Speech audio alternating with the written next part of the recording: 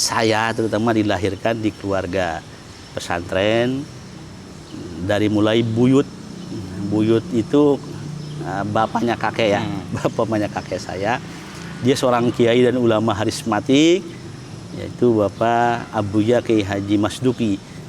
Yang konon dalam ceritanya sejarah itu beliau juga karena zaman waktu itu sangat katakannya masih banyak problem-problem gitu kan, harus ada kiai yang memimpin. Makanya dalam sejarah tidak disebutkan, akan tetapi buyut saya itu pernah jadi wadana. Yang ditekankan itu Abah itu ibadah, ubudiyah. Karena Abah punya prinsip, udah ibadah, sholat, laksanakan perintah Allah, rizki akan menghampiri kita. Ini moto Abah ini. Nah, saya percaya dengan itu. Assalamualaikum warahmatullahi wabarakatuh. Sobat WK dan Tribuners, selamat sore. Saat ini saya Nur Mahadi, reporter Tribun Tangerang, sedang bersama dengan Bapak Kiai Haji Saiful Hufaz selaku imaroh, bidang imaroh di Masjid Agung Al-Amjad, Kabupaten Tangerang. Selamat sore Pak. Assalamualaikum Pak Kiai. Waalaikumsalam warahmatullahi wabarakatuh. Semoga sehat selalu Pak Kiai. Amin, amin. Ya, menjelang Ramadan ini Pak Kiai ya. Sebentar lagi kita akan menyambut bulan suci Ramadan. Mungkin bisa terhitung hari lah ya, beberapa hari lagi begitu. Iya, betul. Tentu kan banyak hal yang harus dipersiapkan nih Pak Kiai Haji. Kalau Pak Kiai sendiri, apa sih yang sedang dipersiapkan untuk menyambut bulan Ramadan ini? Baik, Assalamualaikum warahmatullahi wabarakatuh, pemirsa Tribun dan teman-teman dari Warta Kota. Tentu ibadah Ramadan ini, puasa Ramadan ini adalah yang ditunggu-tunggu setiap insan manusia yang mengaku dirinya umat Islam. Kenapa dinanti-nanti? Karena pahala dilipat gandakan. Dan ada nanti satu malam disebut malam Lailatul Qadar. Ini semua berbondong-bondong, semua juga menanti di hari-hari ganjil, kembali ganjil tadi. Di ganjil ini bisa 21, bisa 23 dan seterusnya. Di situ menanti untuk memperoleh malam Lailatul Qadar. Tentu ada beberapa yang harus kita persiapkan menghadapi puasa Ramadan ini. Terutama yang pertama yaitu kondisi fisik dan badan kita dalam kesehatan. Ya, makanya kita selalu berdoa, Allahumma barik lana fi Rajaba wa Sa'bana wa baligna Ramadana wa tawil umurona. Nah ini, ketika tawil umurona dilantunkan dalam satu doa tersebut, maka itu tujuannya untuk menghadapi bulan suci Ramadan yang akan datang supaya badan kita sehat dan bisa mengisi hidangan Ramadan itu. Kalau bisa semua dilaksanakan, semua ke kita ganjarannya, kan begitu. Iya. Nah Pak Haji, tadi kan kita sudah membahas terkait dengan persiapan menyambut bulan Ramadan. Dan artinya kita patut bersyukur ya Pak Kiai Haji, karena memang kita bisa merasakan kembali bulan suci Ramadan ini. Nah, untuk di Masjid Agung Al-Amjad sendiri, ini biasanya apa sih Pak Haji yang biasa digelar dalam menyambut bulan suci Ramadan begitu? Kami selaku bidang imaroh biasanya berkolaborasi dengan remaja masjid, yaitu disingkat dengan Ramjad. Biasanya mengadakan persiapan-persiapan dari tahun ke tahun. Biasanya ada kegiatan Ramadan, baik bajar Ramadan, kemudian ada takmir Ramadan, kemudian ada gebyar Ramadan. Itu semua sudah kami persiapkan untuk mengisi. Biasanya dimulai sore hari menjelang berbuka puasa sekitar jam 16 setelah melaksanakan sholat asar. Biasanya kami menyediakan takjil untuk berbuka puasa.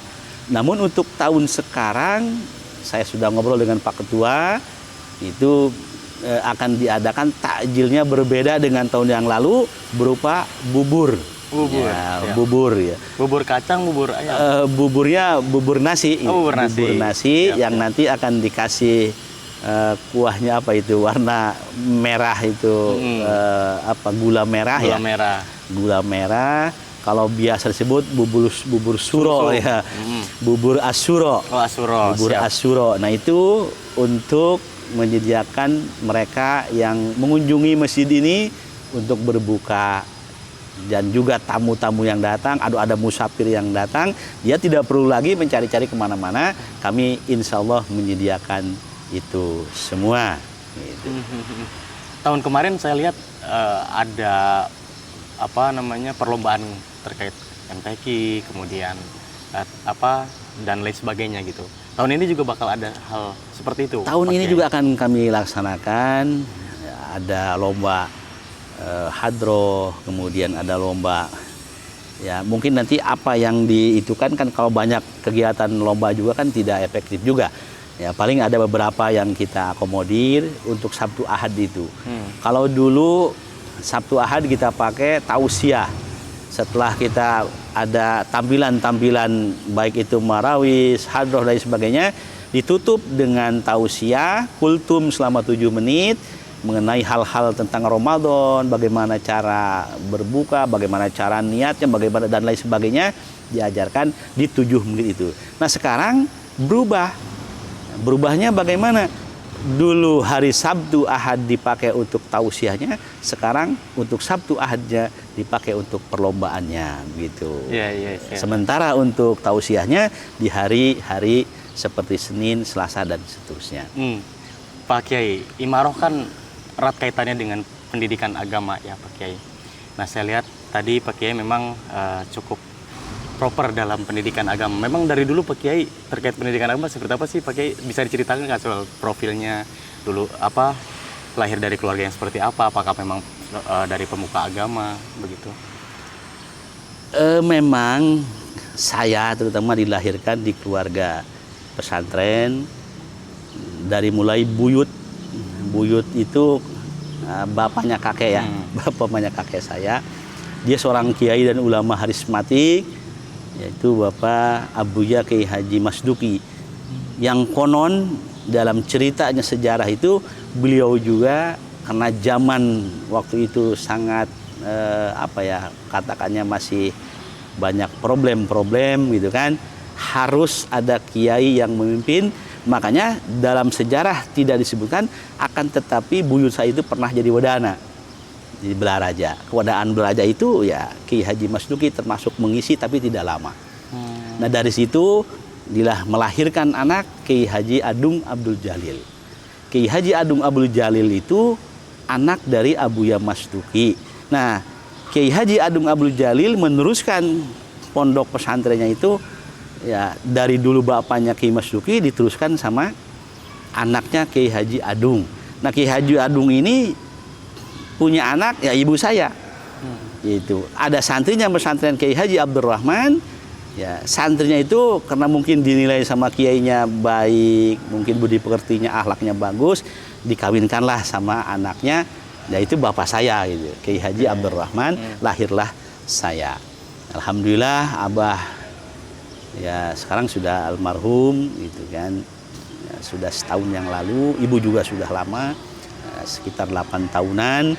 Sekarang ya, istilahnya hasil karya beliau itu, salapiahnya itu kami pegang, ya, diteruskan sama anak-anaknya dan tibalah ke kami. Dan zaman Abah itu kemarin sedikit dimodernkan, yaitu dibangunlah yang formal seperti ibtidaiyah, sekolah sore itu, sekolah agama dulu ngomongnya, ada sanawiyah, ada SMK, dan ada PAUD atau taman kanak-kanak Al-Quran. Dan kami memang dari dulu sudah terbiasa seperti itu. Ngaji di Abah begini, dulu kan berbeda pengajaran dengan sekarang. Abah itu killer lah ya. Killer ngajar ke anaknya, untuk apa ya? Untuk kita ya di masa-masa yang akan datang. Killernya dia itu ya berhikmah dan punya hikmah kepada kita sebagai anak-anaknya. Makanya Abah punya prinsip gitu. Sekolah, pesantren, terus bila perlu sampai S2 dan S3 silakan, kata Abah.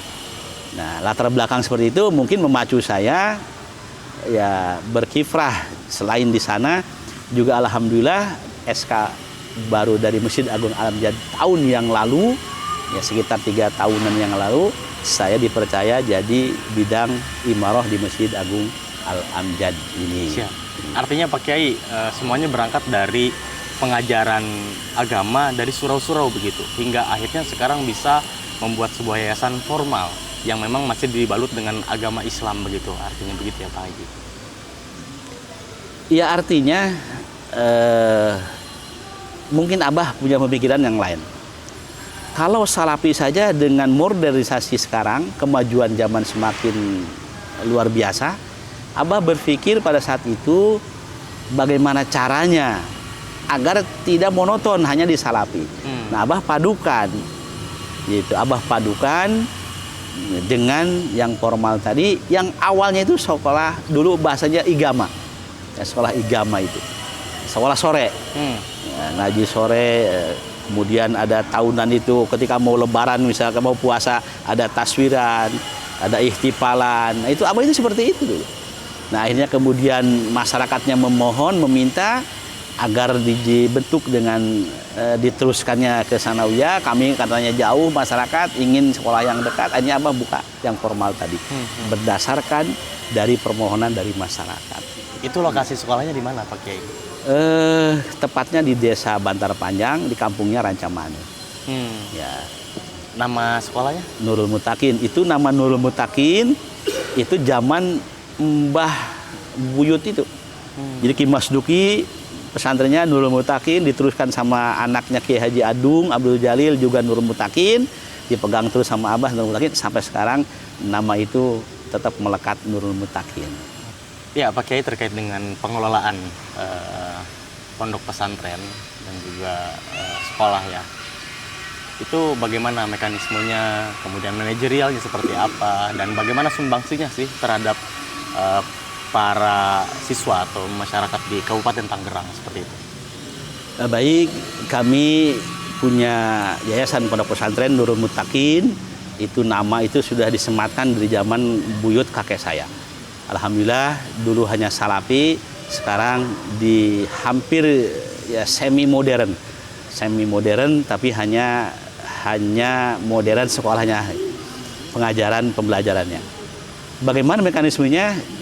Ya kami dari awal tadi tetap ini manajerial yang paling bagus itu adalah Abah dan Ibu saya, menekan saya. Dan ketika sekarang manajerialnya itu ya kebetulan saya juga masih memegang kepala sekolah SMK-nya. Ya, Abah sudah tidak ada, ke kakak saya menjadi ketua yayasannya, dan juga kami kelola dengan keluarga dan penduduk sekitar, guru-gurunya diambil dari sekitar. Untuk itu alhamdulillah ya, bahwa Nurul Mutakin ini sumbangsi baik bukan saja ke tingkat di kabupaten, juga sampai ke provinsi. Ya, kadang-kadang ikut perlombaan, baik itu lomba dari mulai tilawah, kemudian ada lomba-lomba seperti lomba yang lain, ketangkasan dalam pramuka. Itu anak itu supaya selalu ikut. Dan alhamdulillah banyak sekali trofi yang didapatkan. Ya. Mungkin dia merasa terpacu, ya, terpacu untuk apa? Untuk maju, ya. Karena kami mengelola itu tadi dengan ikhlas dan ridho, tidak ada bahasa agama itu gordin ahor yang lain. Kan saya sebutkan, ketika Maisha itu Allah yang ngatur, kita bekerja saja.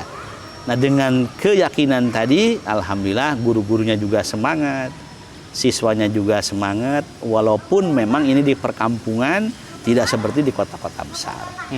Begitu. Nah, kiat-kiatnya itu bagaimana? Ya kami karena ini lahir di kolonial, Abah juga mengajarkan sangat ketat sekali kepada kami anak-anaknya. Dan wasiat ini jangan sampai ya tidak diurus sampai ke anak cucu terus. Nah, dengan kalimat itu dari orang tua, kami terus menjalankan itu semua. Sementara manajerialnya itu ada di ketua yayasan. Kami perintahkan oleh ketua yayasan, anaknya Abah yang pertama. Kemudian kepala sekolahnya saya, yaitu untuk SMK. Kemudian ada TK juga ada kepala sekolahnya, Sanawiyah juga ada kepala sekolahnya. Alhamdulillah sumbangsi, apalagi untuk generasi emas ini kami sudah mempersiapkan generasi emas itu dengan menjawab tantangan. Bagaimana? Ya, satu, diajarkan yang formalnya itu dengan cara memberikan motivasi. Kadang kami sendiri dari dalam sekolahan, motivasi juga kami suka datangkan dari luar untuk apa? Penyemangat agar mereka nanti berkiprah di masanya. Gitu. Ya. Total murid ada berapa, Pak Haji di sana? Belum banyak, kan tetapi semua terisi untuk TK. Alhamdulillah satu kelas penuh. Kemudian untuk Sanawiyah, nah ini Sanawiyah nih. Ya Sanawiyah itu kan di sekitar ini kan ada SMP baik negeri, swasta berbunculan.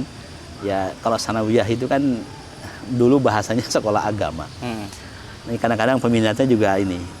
Jadi satu kelas ya 3, 1, 2, 3 itu kan 7, 8, 9. Ya 7, 8, 9. Untuk SMK sih alhamdulillah ada 2 kelas gitu. Jurusannya hanya baru yang berjalan itu administrasi perkantoran.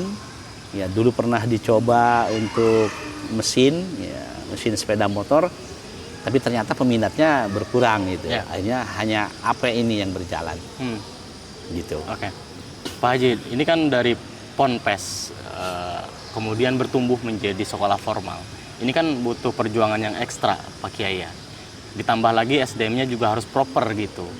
Apalagi ini menyangkut dengan sekolah menengah kejuruan, begitu kan. Nah itu bagaimana sih Pak Kiai? Bisa diceritakan nggak terkait hal itu? Pertama kami mencari guru yang ahli. Ya, gimana yang cari guru yang ahli itu didapatkan dari teman, terus ada ini bidang ini, kami sengaja memasukkan guru itu di bidangnya, dan alhamdulillah untuk jurusannya ada. Kalau misalkan tidak ada ahlinya kan ya namanya bukan SMK. SMK itu harus ada guru yang membidangi itu, makanya berjalan ini yang AP-nya. Nah alhamdulillah ya, yang alumni setiap tahunnya itu selalu mengabdi di dunia intansi. Ketika kami mengirimkan, kan kalau SMK itu ada apa namanya pendidikan sistem ganda ya, ada PSG. Pendidikan sistem ganda ini kemana? Kami kirimkan ke dunia usaha, dunia industri dan dunia intansi. Kemana mereka ini larinya? Kami bagi rata, ke sini, akhirnya semua. Nah, ketika mereka sudah 2 bulan di pendidikan sistem ganda, kemudian kembali bersekolah, setelah keluar ternyata banyak yang diminati oleh intansi. Oh, ini orangnya jujur, bagus. Udah kamu nanti setelah keluar kesini lagi ya. Nah sekarang di Pemda ini banyak itu alumni Nurul Mutakin, ya banyak juga yang sudah bekerja. Ya balik mungkin ada P3K mungkin atau separuh waktu dan sebagainya. Pokoknya mereka sudah masuk aja di dalam. Alhamdulillah. Oke. Selain mengajar di yayasan sendiri nih Pak Kiai ya, ada juga mungkin instansi lain yang memang Pak Haji itu mengajar di sana begitu? Itu juga berkali-kali saya, itu hasil karya abah dan ibu saya. Ya. Saya diperintahkan untuk mengajar ibu-ibu pengajian. Di rumah ada pengajian hari Jumat ibu-ibu. Kemudian ke Sabtu ada pengajian ibu-ibu di desa Cileles Kemunjul, kampungnya.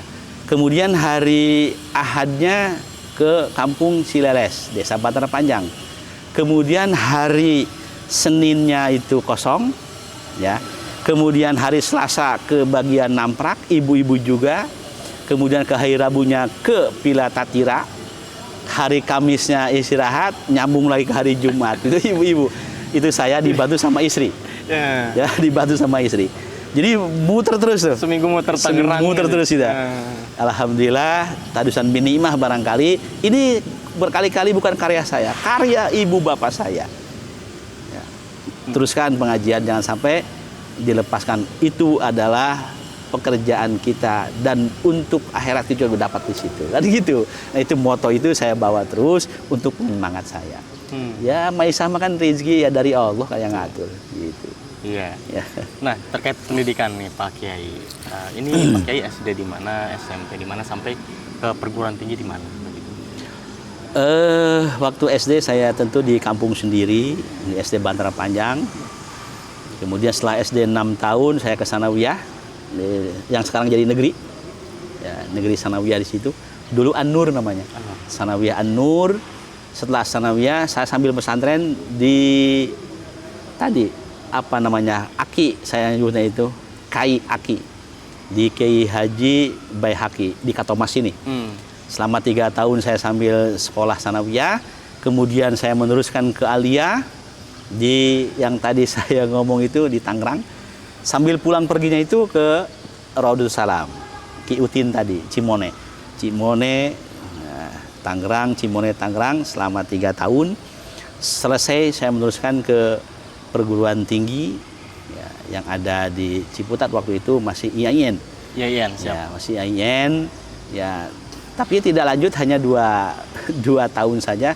Kata saya ngomong ke Abah, "Bah, ini kayaknya kuliah ini sama dengan mondok ini," gitu kan. Kata Abah, "Terserah, tapi jangan menyesal nanti kalau ada apa-apa." Oke, siap. Ya, akhirnya bolak-balik selama 2 tahun.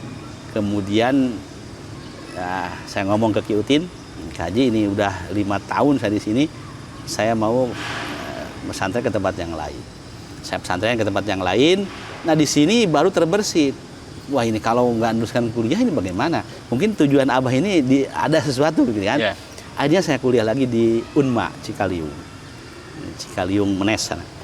Ya, itu jurusan hukum. Nah, ini hukum ini berbeda. Yang tadi agama terus kan ya. Ternyata hukum umum ini ya disuguhkan dengan ya ada pasal sekian gitu kan tentang hukum positif, hukum apa BW gitu kan, belajar di situ. Wah, ini saya menantang nih. Akhirnya saya lulus. Ya, kemudian menempuh lagi ya di syariah.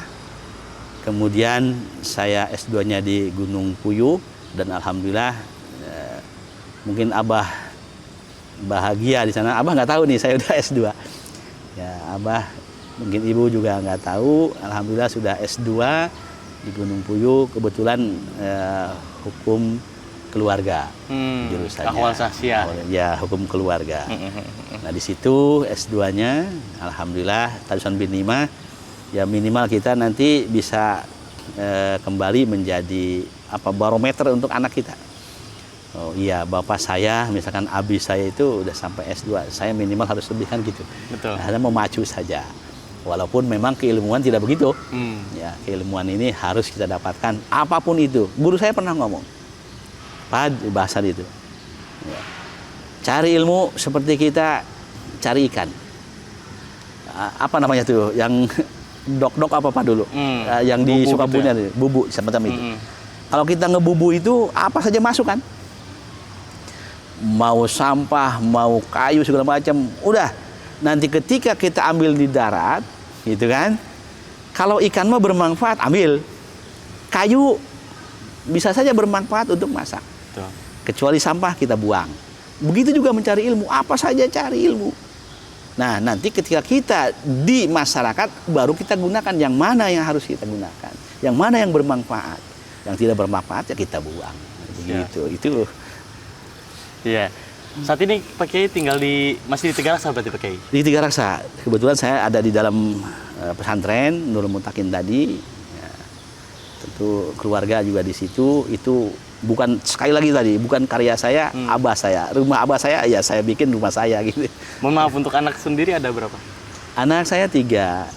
Alhamdulillah ya, yang 1, 2 ini sudah kuliahnya sudah selesai dan kemarin alhamdulillah sudah menikah. Ya, yang kedua juga sudah lulus, ya belum menikah. Yang ketiga ini masih sekolah di Aliyah. Jadi udah kuliah 2, satu lagi masih di Aliyah. Sekarang kelas 3 udah saya daftarkan juga. Ya juga pengen ke UIN juga yang di Serang. Ya dua-duanya kan di Serang juga itu. Dua-duanya di Serang, adanya di Serang, ini adanya mau ke Serang lagi aja ke UIN. Gak apa-apa, katanya udah daftar di UIN. Dekat ini kan gitu. Iya, iya. Nah terakhir Pak Kiai, apa sih nilai-nilai yang memang ditekankan Abah ke Pak Kiai, kemudian ditekankan juga kepada anak-anak Pak Kiai sekarang? Lebih yang ditekankan itu Abah itu ibadah, ubudiyah. Karena Abah punya prinsip, udah ibadah, sholat, laksanakan perintah Allah, rezeki akan menghampiri kita. Ini moto Abah ini. Abah ini seorang kiai ulama, nggak pernah usaha kemana gitu kan. Tapi alhamdulillah, ya maisah mungkin kami ini makan dari Abah. Sampai sekarang saya merasa makan saya ini masih diumpani sama Abah sama Ibu. Gitu. Karena tadi motonya, yang penting udah laksanakan, jangan sampai ibadah ini kita tinggalkan. Nah, karena sumber di ibadah itu, hikmahnya itu akan menjadi rezeki kita. Nah, saya percaya dengan itu. Ya alhamdulillah buktinya sekarang ini ya seperti ini, tarusan bin nikmah. Ya artinya kita tidak menyusahkan saudara-saudara kita, tetangga kita. Alhamdulillah rezeki selalu ada. Karena Abah itu sangat konsen dengan ibadah tadi. Jangan sampai dimanapun berada, ibadah jangan sampai ditinggalkan. Itu mungkin motonya. Terima kasih banyak Pak Kiai atas waktunya untuk Tribun Tangerang Warta Kota. Ya Tribuners dan Sobat WK, sekian tadi bincang-bincang kami dengan Bapak Kiai Haji Syaiful Hufaj. Ambil yang baiknya, jadikan sehari-hari kehidupan di kehidupan kita. Sampai bertemu di konten khusus Ramadan selanjutnya. Wassalamualaikum warahmatullahi wabarakatuh. Waalaikumsalam warahmatullahi wabarakatuh. Download Tribun X sekarang, menghadirkan lokal menjadi Indonesia.